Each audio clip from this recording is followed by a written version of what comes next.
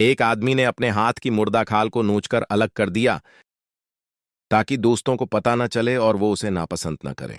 उसका नाम मूफी था, जिसे माजी में 8 ज़ोंबीज ने काटा था। मगर वो न सिर्फ जिंदा बच गया बल्कि उसे कुछ खास ताकतें भी मिल गईं।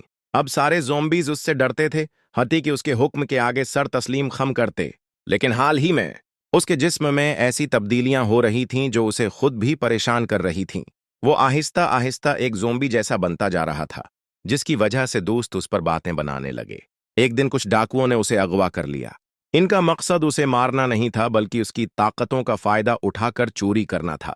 मूफी ने इनकार कर दिया तो उन्होंने उसके दोस्त को अगवा करके उसे ब्लैकमेल किया। वो गुस्से से भर गया, लेकिन मजबूरी में डाकुओं के पानी की बोतल में थूक दिया। एक खातून डाकू ने वो पानी पी लिया और फौरन मूफी ने महसूस किया कि वो उसके काबू में आ गई है। अब वो महज जहन में ख्याल लाकर भी उसे कंट्रोल कर सकता था। इसी दौरान एक डाकू ने मूफी से बंदूक छीनने की कोशिश की और लड़ाई में मूफी ने उसे खिराश दे दी। जब उसने देखा कि खिराश से भी दूसरे लोग काबू में आ सकते हैं, तो वो और ज्यादा पर एतमाद हो गया। अब वो एक फैक्ट्री में दाखिल हुए जहां खतरनाक ज़ॉम्बीज कैद थे और मूफी को उनके साथ छेड़छाड़ करने को कहा गया। जब मूफी पीछे हटने लगा तो एक मोटा डाकू गुस्से में आ गया और मूफी ने उसे काट लिया। मूफी जानता था कि वो मदद करे या न करे, आखिर में उसका मरना तय है। मगर वो लड़े बगैर हार मानने वालों में से नहीं था। जब वो फैक्ट्री में दाखिल हुआ तो ज़ॉम्बीज ने उस पर ध्यान ही न दिया। मूफी ने फैक्ट्री का अलार्म बजाया, जिससे आसपास के ज़ॉम्बीज भाग गए और डाकू दवा के जखीरे तक पहुंच गए।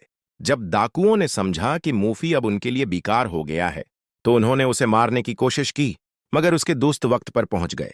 इसी दौरान कुछ ज़ॉम्बीज ने हमला करके बाकी डाकुओं को चीर फाड़ दिया, जबकि मोटा डाकू मूफी को यरगमाल बनाकर खड़ा हो गया। मगर मूफी ने आंखें बंद की तो वो हरकत न कर सका। सब दोस्त ये देखकर हैरान और डरे हुए थे। अब मूफी पूरी तरह ज़ोंबी बादशाह बन चुका था। रास्ते में एक ज़ोंबीज से भरी रकावट मिली, जिनके पांव जंजीरों से जकड़े थे। अचानक इन ज़ोंबीज ने बंदूकें उठा लें और पीछे से एक गाड़ी ने रास्ता बंद कर दिया। ये लोग दरअसल भैंस बदले मुसाफिर थे, जिन्होंने उनसे ट्रक छीन लिया। मूफी और उसकी टीम मजबूरन एक छोटी पुरानी गाड़ी में सवार होकर आगे बढ़े। रास्ते में दोबारा उन्हीं डाकुओं से मुलाकात हुई। इस बार वो एक फैमिली को लौट रहे थे। टीम का एक रकन चार्ल्स आगे बढ़ा और फैमिली की मदद की। डाकुओं ने हथियार डाल दिए, मगर अचानक वो फैमिली, जिसमें एक जोड़ा और 2 बच्चे थे, खुद डाकू निकले और असली डाकुओं को मार डाला। मूफी की टीम फिर अपनी पुरानी गाड़ी पर वापस आ गई, लेकिन कुछ दूर जाकर देखा कि उनकी पुरानी ट्रक फिर से सामने आ गई है और वो जाली फैमिली भी मारी जा चुकी है। फिर वो एक फौजी अड्डे पहुंचे जहां उन्हें एक मुहाफिज ने रोका और सिर्फ डॉक्टर को अंदर जाने दिया। एक पालतू जानवरों के डॉक्टर लालाबाई अंदर गया। वहां एक जनरल था जिसे ज़ोंबी ने काट रखा था।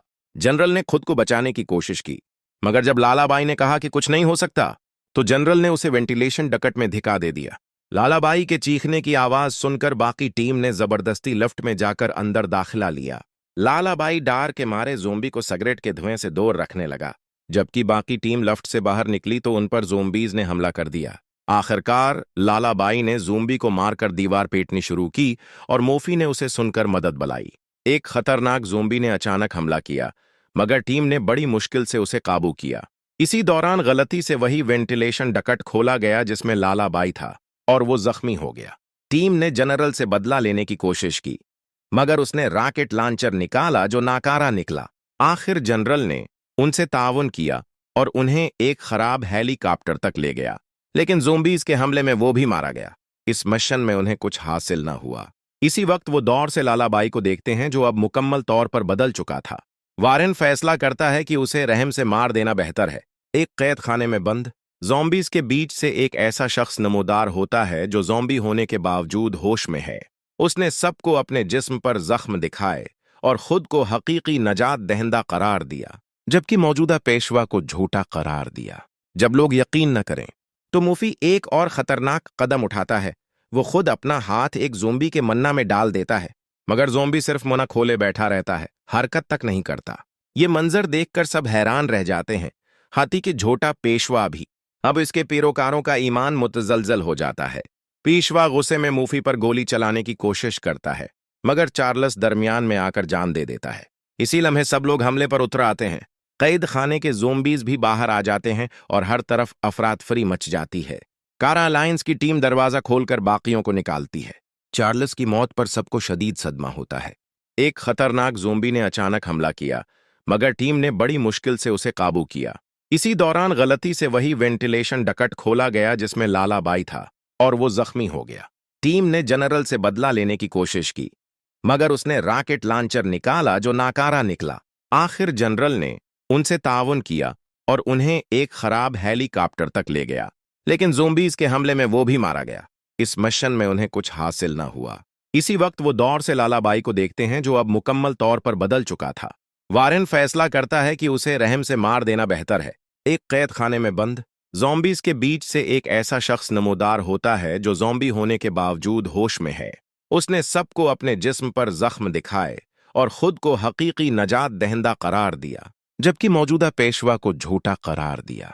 जब लोग यकीन न करें तो मूफी एक और खतरनाक कदम उठाता है। वो खुद अपना हाथ एक ज़ोंबी के मन्ना में डाल देता है, मगर ज़ोंबी सिर्फ मुना खोले बैठा रहता है, हरकत तक नहीं करता। ये मंजर देखकर सब हैरान रह जाते हैं, हाथी के झोटा पेशवा भी। अब इसके पैरोकारों का ईमान मुतजलजल हो जाता है। पेशवा गुस्से में मूफी पर गोली चलाने की कोशिश करता है, मगर चार्ल्स दरमियान में आकर जान दे देता है। इसी लम्हे सब लोग हमले पर उतर आते हैं। कैद खाने के ज़ोंबीज भी बाहर आ जाते हैं और हर तरफ अफरातफरी मच जाती है। कारा अलायंस की टीम दरवाजा खोलकर बाकियों को निकालती है। चार्ल्स की मौत पर सबको शदीद सदमा होता है। इस पूरी आजमाइश के बाद मूफी को अपनी अहमियत और जिम्मेदारी का एहसास होने लगा। जब सब आराम करते हैं तो वो एक बार फिर सफर पर रवाना होते हैं। मंजिल उन्हें कैलिफोर्निया।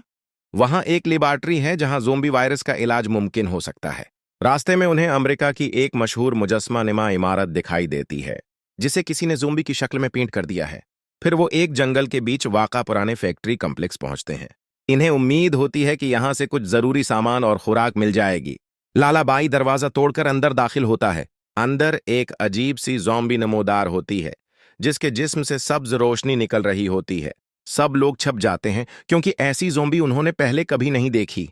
उसी दौरान मूफी से गलती से गोली चल जाती है और ज़ॉम्बी उनकी तरफ मुतवज्जा हो जाती है।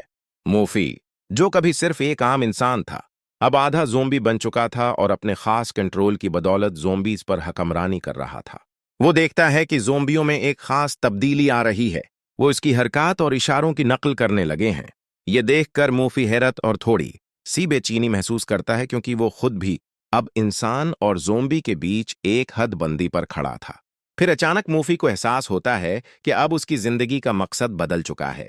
वो न सिर्फ अपनी बका के लिए लड़ रहा था, बल्कि शायद एक नए अहद की शुरुआत कर रहा था। कहानी यहां खत्म होती है जहां मूफी की निगाहें मुस्तकबल की तरफ हैं। एक ऐसे मुस्तकबल की जिसमें इंसान और ज़ोंबी के बीच नई जंग और नई उम्मीदें पनपेंगी। ताम नई कहानियों के दरवाजे खोलता है, लेकिन